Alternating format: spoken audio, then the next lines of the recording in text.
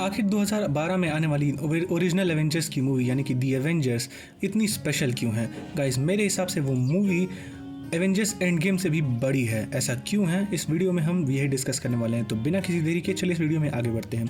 Guys, याद करिए वो टाइम जब 2012 में मेरी तरह आप सब भी बच्चे थे।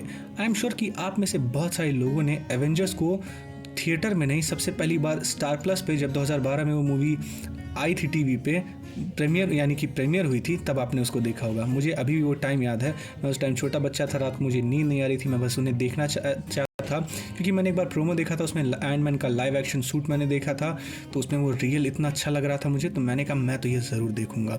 और साथ ही साथ मैं देखना चाहता इतने सारे सुपर हीरोज़ को इस तरह की मूवी में देखने पे कैसा लगता है और ये मूवीज़ फील कैसा करती हैं। और मुझे आज भी याद है जब मैंने पहली बार इस फिल्म को देखा था और लोकी का अपीयरेंस, फिर उसके बाद एवेंजर्स का असेंबल होना, आई स्टिल रिमेंबर। उसके बाद से तो मैं इतना भयंकर फ़ैन हुआ एवेंजर्स का, स्पेशली आयरन मैन का। मैंने तो कसम खा ली थी कि मैं आयरन मैन का सूट बना पाऊंगा।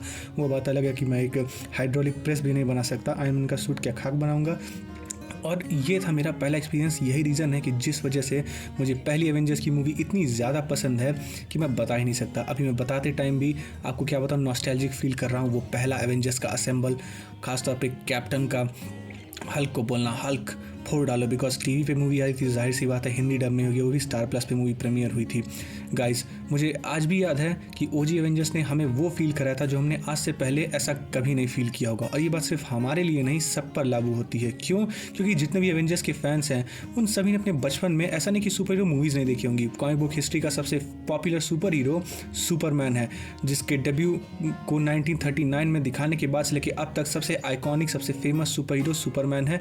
लेकिन सच तो ये है कि 1978 में आई सुपरमैन की मूवी जो है उस टाइम की सबसे हिट और ब्लॉकबस्टर मूवी थी, जिसमें क्रिस्टोफर रीव्स ने सुपरमैन को प्ले किया था। उसके बाद और भी सुपर हीरो की मूवीज़ आई थी, जैसे कि 1989 में बैटमैन, और सुपरमैन की भी 4 मूवीज़ आ चुकी थी, बैटमैन के भी 4 पार्ट आ चुके थे। लेकिन उसके बाद भी ये मूवीज़ कहीं ना कहीं कुछ पार्ट मिस कर रही थी, क्योंकि पुराने टाइम में मूवी बनी थी तो टेक्नोलॉजी की भी काफ़ी खपत थी। लेकिन उस वजह से ऐसा नहीं कि मूवीज़ अच्छी नहीं थी, ये मूवीज़ अच्छी थी, लेकिन हमने कभी भी एक full fledge assembled super hero movie नहीं देखी थी। यहाँ तक कि कुछ टाइम पहले एवेंजर्स के रिलीज़ होने के, ओजी दी एवेंजर्स 2012 के रिलीज़ होने से पहले वार्नर ब्रदर्स जो थे वो अपनी जस्टिस लीग को रिलीज़ करने वाले थे, लेकिन कुछ क्रिएटिव डिफरेंसेस और बजट इशूज़ के चलते उन्होंने इस आइडिया को ड्रॉप कर दिया था।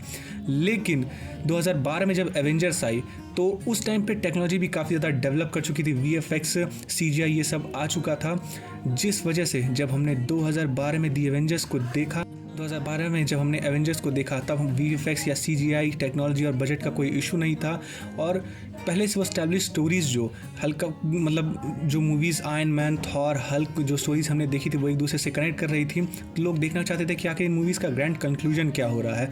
और मार्वल भी एवेंजर्स के साथ इस कहानी को कंप्लीट करके छोड़ने वाले थे, लेकिन सब जानते हैं कि वो ऐसा कर नहीं पाए। क्यों? क्योंकि एवेंजर्स ने बिलियंस ऑफ डॉलर का उन्हें बिजनेस दिया और एक ऐसी छाप छोड़ी हमारे दिल में कि आज भी हम एवेंजर्स के बहुत बड़े फ़ैन हैं, खासतौर पे ओजी एवेंजर्स की। यही रीज़न है कि सीक्रेट वॉर्स में उनके रिटर्न के र्यूमर को लेकर हम इतने ज़्यादा एक्साइटेड हैं कि बस हमसे इंतज़ार नहीं किया जा रहा।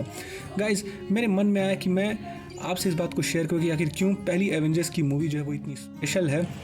आप मुझे कमेंट में बताइए कि आप कितने साल के थे जब आपने पहली एवेंजर्स की मूवी को देखा था। क्या आपने उसे थिएटर में देखा था या मेरी तरह स्टार प्लस पे जब वो पहली बार टीवी पर प्रीमियर हुआ था तब देखा था? और आपको उस मूवी को देखने के बाद से कैसा फील हुआ था और आज भी आपको कैसा लगता है? क्या आप चाहते हैं ओजी एवेंजर्स को फिर से रिटर्न किया जाए? इनको रिबूट करने के बाद क्या मार्वल को ब्रेक लेने की ज़रूरत है? अपने सारे थॉट्स हमें कमेंट में ज़रूर बताएं और हम बहुत ही जल्द मिलेंगे आपसे एक और मज़ेदार कंटेंट के साथ। अब तक घर रहिए, सुरक्षित रहिए and thanks for watching guys.